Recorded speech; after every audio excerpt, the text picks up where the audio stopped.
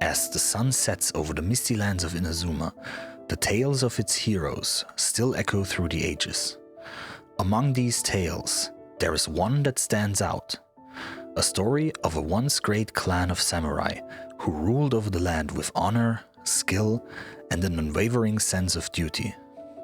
Yet, despite their noble lineage, the clan met a tragic end, leaving behind a legacy shrouded in mystery and intrigue.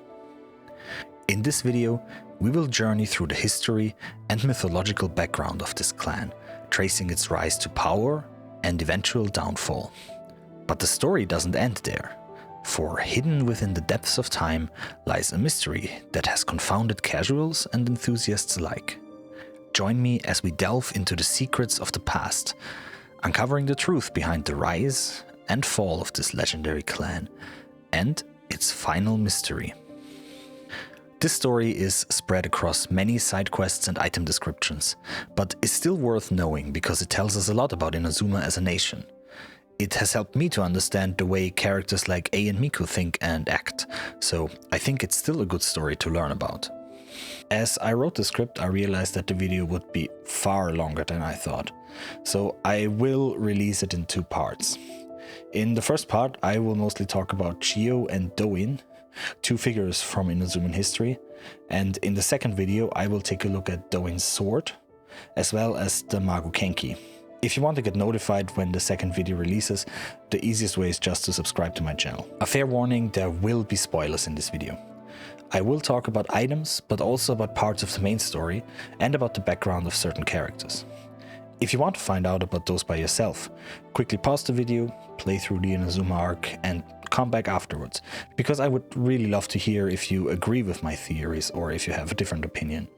So without further ado, let's get into it. According to the Mask of the Kijin item, Mikoshi Chiyo was a yokai, a warrior of the Oni tribe, with the Electro Mitsudomoe emblem emblazoned on her back. She's described as petite and dainty, but also having a face as lovely as the moon, and unrivaled beauty so that even Kitsune Saigo would want to hide her face behind a mask. Most descriptions reference her wielding a sword. She was probably instructed in swordsmanship by A herself, since A once stated that the Inazuman arts of polearm and sword combat, as well as the blade forging process itself, primarily originated with me. And Chiyo's sword arts shall have a big influence on Inazuma. We only know very little about Chiyo's relations, but there are references to one person she interacted with in her time, a wandering eccentric called the Otogi King. The Otogi King might have been a yokai, but was more likely just a regular human who liked to tell wild tales about his fights with various monsters. While definitely being boisterous, he was actually a very kind-hearted person, being said to be good with children and helping them out in need. At some point, he and some kids interrupted an autumn leaf watching concert, which was attended, among others, by Chiyo. They engaged in a wrestling match, where Chiyo easily defeated her opponent and hurled him into the sky. The way the story is told is actually quite similar to the way how Arataki Ito behaves, so I don't think that this was a very serious match, but Chiyo probably just enjoyed herself. There is no evidence that this relationship evolved any further, but you could argue that the 2 of them grew closer. The last part of the Redhorn Stone Thresher description suddenly changes to a more tragic tone, claiming that the Otogi King was never seen again after the events that happened to Chiyo later on. We do know, however, that Chiyo had a family. She had both a biological and an adopted son, Michihiro and Nagamasa. Obviously, with Chiyo being an Oni, we would assume that her children are gonna be Oni as well. However, in-game we do meet one person who is supposedly a direct descendant of Michihiro, and therefore also of Chiyo, Iwakura Mitsunari. Mitsunari, while being strong and bulky, is very much a human, not an Oni. My theory is that somewhere along the line Chiyo's bloodline mixed with humans. In the description of the magnificent Tsuba, Teruo calls Michihiro, who is Chiyo's biological son, a mortal in whose veins runs the blood of the Oni. Apparently, Chiyo's descendants, while still having some Oni blood in them, became less and less yokai and more human as the time went on. Now, this could be a general phenomenon, as the sundered feather description reads, "With this war, non-human blood grows thinner and thinner." But maybe this only refers to many yokai dying defending Inazuma. Who knows, maybe Chiyo just happened to meet an overly confident human during a time where you could casually spend your evening watching sakura leaves falling from the trees. As we know, times did not stay peaceful. The Cataclysm pushed the world into chaos. War broke out all over Teyvat, and Inazuma was no exception. Chiyo, as a formidable warrior, joined the Raiden Shogun to defend her nation. During the campaign, Chiyo was once swallowed by a beast from beyond this world that had a tiger's body and a serpent's tail. While she was able to tear the beast apart from the inside and free herself, she was stained by a dark sin, which drove her mad.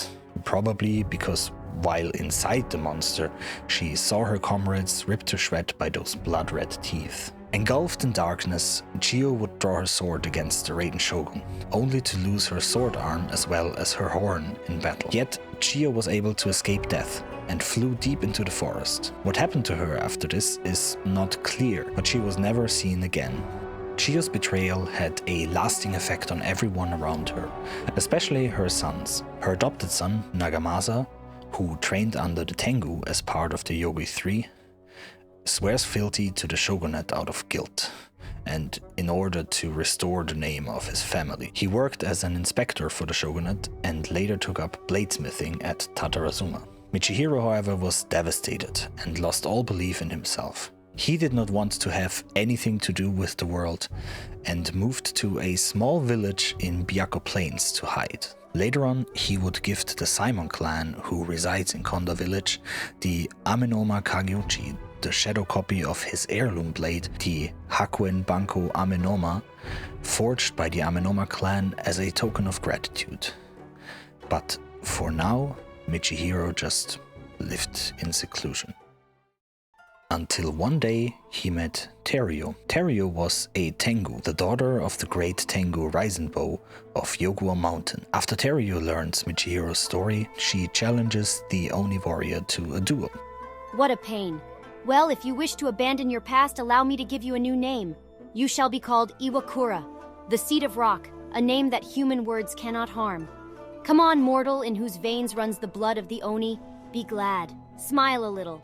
You should know that names given by us Yugu Tengu are blessed with divine powers. Besides, the name Rock suits you. It certainly suits your mind and your muscles, that's for sure. Cleaving through the storm clouds, that Tengu had given him a new name and a new life. She threw him the rusty blade and told him to strike her, a Tengu, down. So Michihiro stood up, left the name Mikoshi, his mother's name, behind, and raised his sword against the Tengu woman. They fought 13 times for 13 years, until Michihiro was finally able to hit some feathers of Teruyo's wing by using a sword strike that was strong enough to destroy the whole shrine they battled at.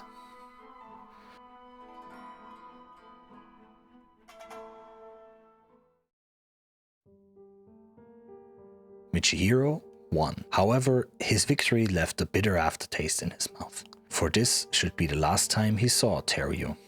Teruyo, shall we change the venue for our duel next year?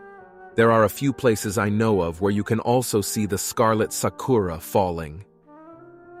As he looked around at the small shrine he had destroyed, holding the Tengu's trembling hand, these words lay on the tip of Michihiro's tongue, even as he stared at the black feathers that he had sliced off. Now, your sword can even surpass the speed of a Tengu. I will never forget a single one of our duels in these past 13 years. But as a Tengu, I have duties to the clan that I must fulfill. Ah well, we should not covet the happy endings that humans enjoy after all. But you're different. Goodbye, and please, forget me. Michihiro kept improving his skill as a swordsman, founding his own dojo and taking the title Doin. He became so well known across Inazuma that even the Tenryou Commission's Kujo clan enlisted him as their martial arts instructor, making the Iwakura Art one of the most influential styles of swordsmanship across the land. His name was so well renowned that it even found its way into local folk songs, alongside historical figures like Kitain the Serpent and Takamine the Mistsplitter. Michihiro's thoughts, however, often drift back to the Tengu woman, clinging to the memories of a time he felt more at peace with himself than he ever had and ever will.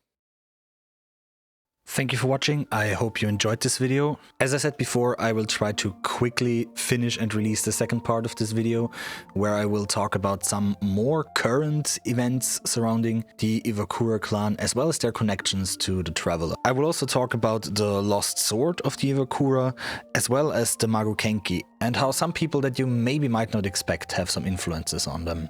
As always, if you'd like to get notified, just click the subscribe button, and if you like this video or leave me a comment, that also helps me out quite a lot. And yes, I hope I see you guys soon. Bye!